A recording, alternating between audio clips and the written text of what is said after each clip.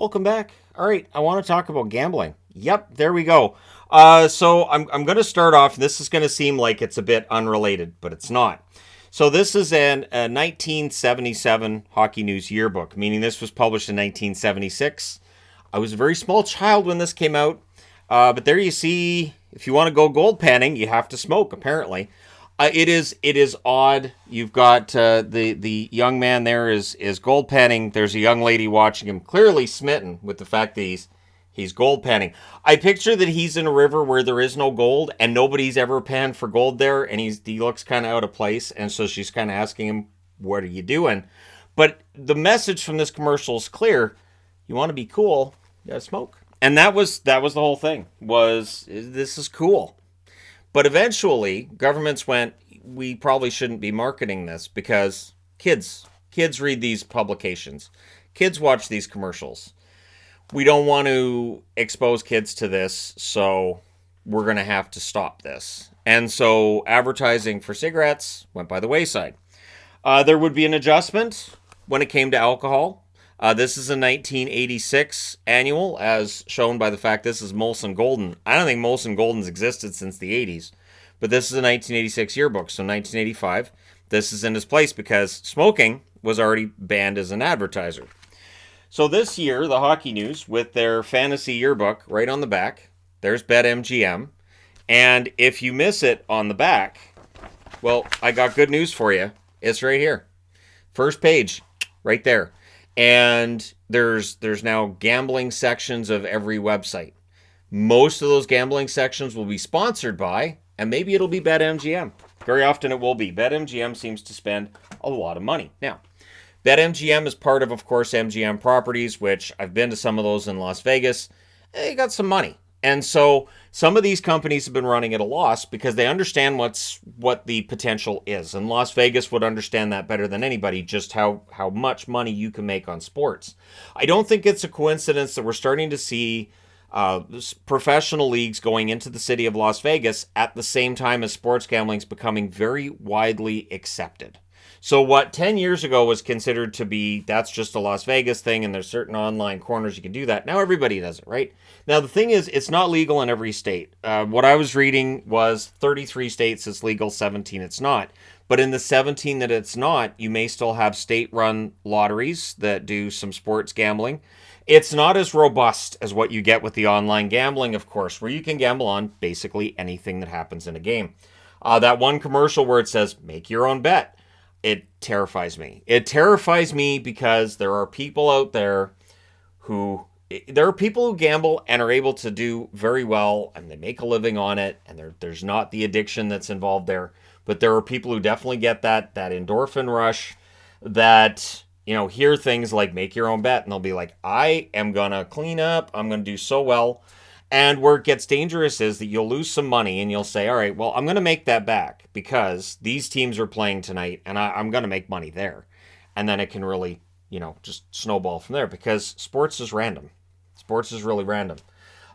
So in Canada, you have Ontario where it's legal. And of course, DraftKings commercials are everywhere in Canada as soon as that became legal. In fact, as soon as it was announced that the Ontario legislature decided to legalize it, there were immediately commercials by DraftKings saying, we're coming to Canada. Hey, did you know we're coming to Canada? Did you know what day we're coming to Canada? Meaning they were spending money ahead of time, anticipating the money they were going to make being in Ontario. And I think wanting to be the first one in, wanting to be the one that corners the market, right? So again, this is one of those things that there might be people who are having, a really good time and they know how to control their spending, but there are definitely people that don't. Similar to alcohol. Both of these things are legal. Alcohol, there are people who can have a drink or two and not get addicted. I like to think that I'm one of those people because I had a father who had an addictive personality. And when I saw that, and I grew up around that, I realized, okay, so these are the warning signs. And so I've never become an alcoholic. I've never really gotten into the gambling side of things. My wife and I were in Las Vegas 2 weeks ago, and we made $20 each. And did we put any of our own money in? No. That was actually through Las Vegas apps that we got like free chips to use. And we came out of it with $20 each. And that was after a year of playing those apps, which makes me think I might have a better way to spend my time for the next year. But provincial run betting is available across Canada. Most states have state betting. And of course, states are legalizing gambling. And where it's not legal yet, they're trying. Gambling companies are pushing for legalization in various states. Texas seems to be the ground right now where they're putting down stakes, and they really want to make sure it's legal there. There's been battles in California. Makes sense. There are a lot of people in Texas. There are a lot of people in California. If you can get it legalized in those states, these companies are going to make serious money. They're not making money yet, comparatively speaking, with what they want to make. DraftKings revenue being up 81% from 2021 to 2022, while still working at a net loss. But people will invest in the company because if I tell you my revenue is up 81% year over year, and as long as it's not going from $1 to $1.75, which make you wonder, how did you do this for a year? How do you have a house? But these are good numbers they're putting up. So while they're still not making money in 2022, people are still seeing this as a good company. Now, of course, the other places we see advertised often, Sports Interaction, Bet365, Leo Vegas, Bet99, William Hill, Bet Rivers, and various entities around it. And again, BetMGM, you have Caesars Sportbooks as well, the Caesars commercials. And some of these commercials are highly entertaining. Some of them are very aggravating. But one thing that seems to be consistent with these commercials is they get stuck in your brain. They get stuck in your brain and it stays there. And that's the nature of advertising, right? When you've got a really irritating jingle, it just gets stuck there. And you're like, I hate that song, but I can't get it out of my head. And that's how they're designed. And if you've watched that episode of Cheers, awesome, and thanks for being old like me. So, because Cheers, it doesn't matter. Nobody watching this would have watched that episode of Cheers. It's all fine. So gross revenue in the U.S. for 2022 when it comes to online sports gambling, $7.5 billion.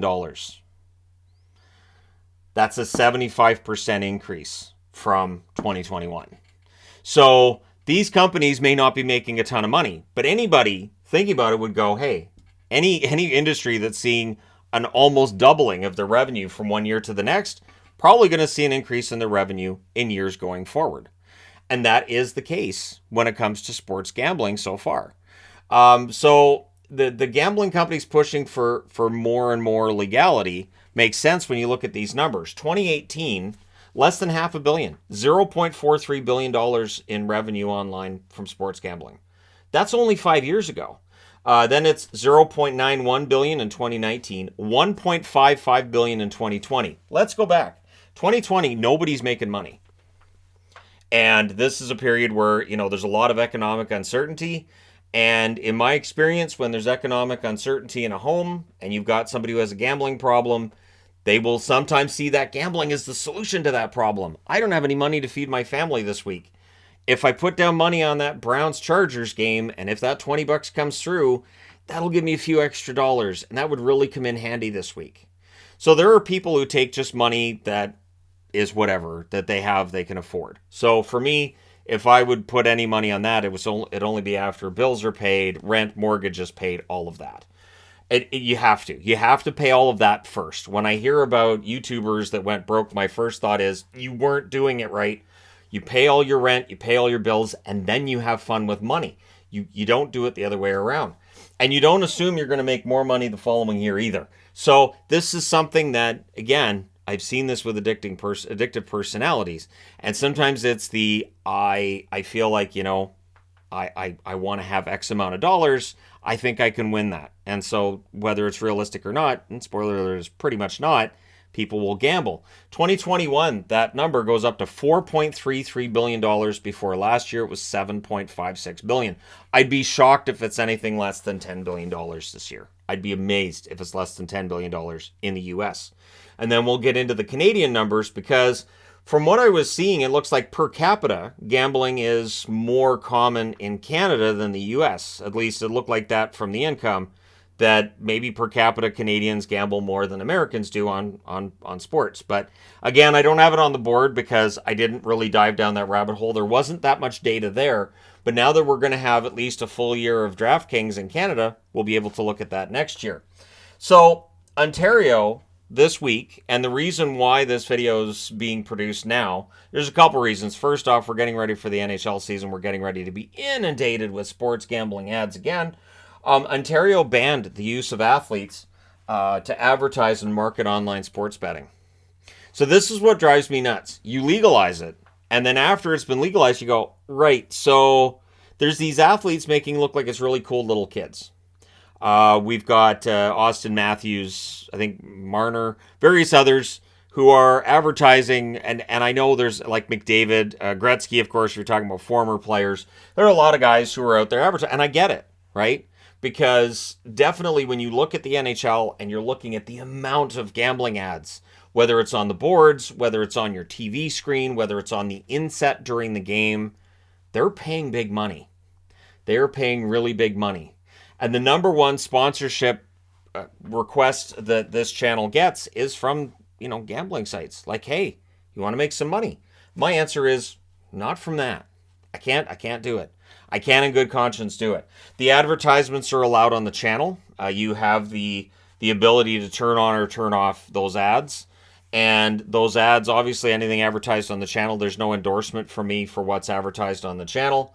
And I think people understand where I stand on it. I'm not going to do a sponsorship deal because I just don't want to see me on one of these websites at any point. I don't want to see, oh, look, endorsed by THG. Hey, if you're a fan of his channel, and as soon as you sign off, you could be in that position, right? So the ads, I think what governments will figure out is these ads encourage gambling and normalize it for kids. And coming back to this. So it's 1976. And I mean, sure, there's grown men that buy this, but there's kids reading it too. So you go through this and you're going to be like, hey, so what's this about cigarettes? And obviously cigarettes were a lot more common. And then, oh, these were my favorites too. The super bodybuilder, the supplements they'd sell you. Advertising's a tricky game. It's a tricky game, and it definitely it changes over time.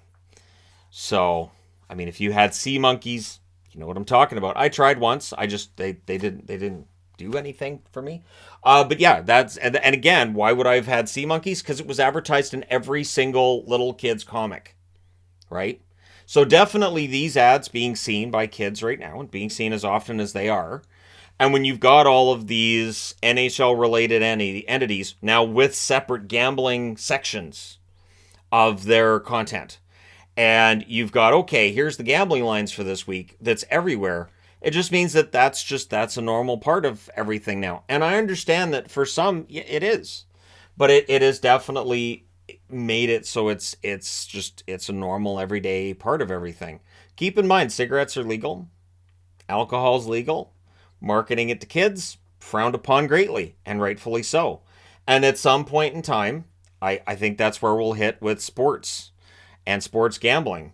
And I'm not sure how you do, because it's part of the game now, so I don't know how you get that out.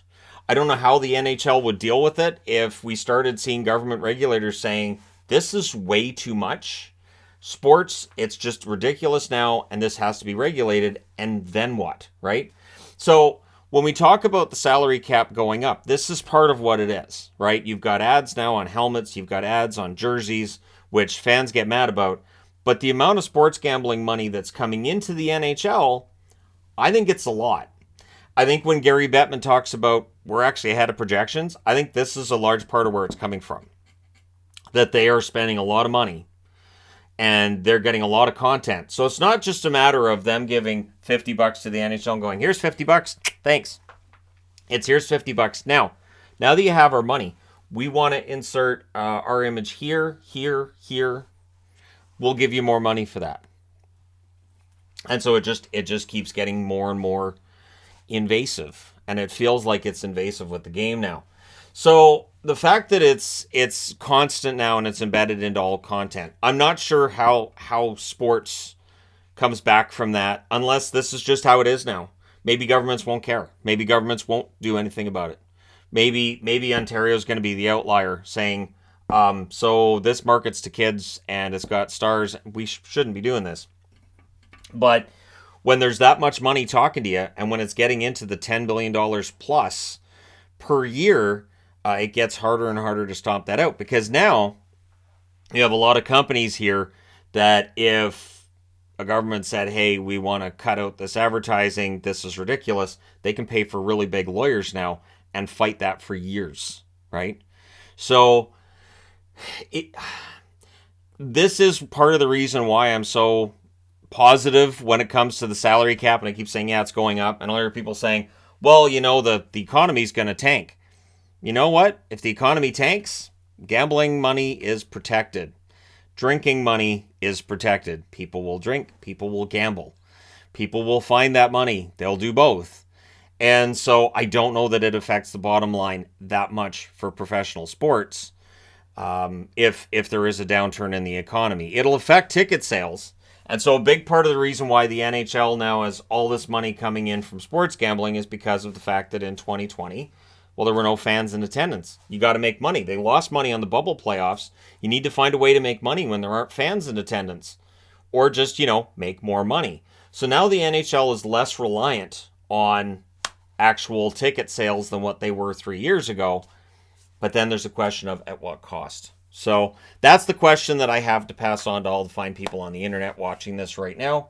And again, the one thing that drives me nuts is that if you talk to anybody who works for the provincial gambling and you ask them and you say, well, and I know this from working retail, I know I've told this before, but I'll tell it again because I think it's very telling, is that, if you say, there's people come in here, and again, I worked retail, so I would see this, where people come in and spent a lot of money on scratch tickets, on lotto, and you knew they weren't winning any money, and they'd come in day after day after day, and I said, can you say anything? And they said, no, you can't say a word. You can't say a word unless they tell you they think they have a gambling problem, and then you can pass along this phone number. And I said, so even if I know they're gambling away their rent money, I'm not allowed to actually say anything, even if I'm friends with them. And they said, no, you're not allowed. Okay. And that's a big part of the reason why I didn't really enjoy the retail part of it. It is interesting because, of course, it'd be like saying that a bartender, well, you can't cut the guy off because he still wants more drinks. Well, I know he can't stand up, but he says he's fine. So I don't know what we're supposed to do. We're just gonna. It's insane to me. But again, I'm old enough to remember when Camel was advertised on the back of hockey books. So when I got set up to do this video today, I was like, I know I'll be able to find a smoking advertisement on the back of a magazine, and it took me 2 looks. There were 2. The first one I picked up was a Molson, and the second one I picked up was smoking, and I was like, yep, that's about right. Because those were the ads at the time, just like now it's all sports gambling. So will that age the same, or are we going to look back 20 years from now and go, that's when it became normal, and everything's fine, and society has finally reached utopia. We all made money sports gambling. We're all rich now. It's not really how it works. But anyways, they sell you on that idea. And of course, they're making record money, which means the profits are going to be pretty hefty. And then we'll see what happens. Let me know your thoughts in the comment section below as always. Don't forget to hit like and subscribe if you're browsing your way through. You just happened upon this video.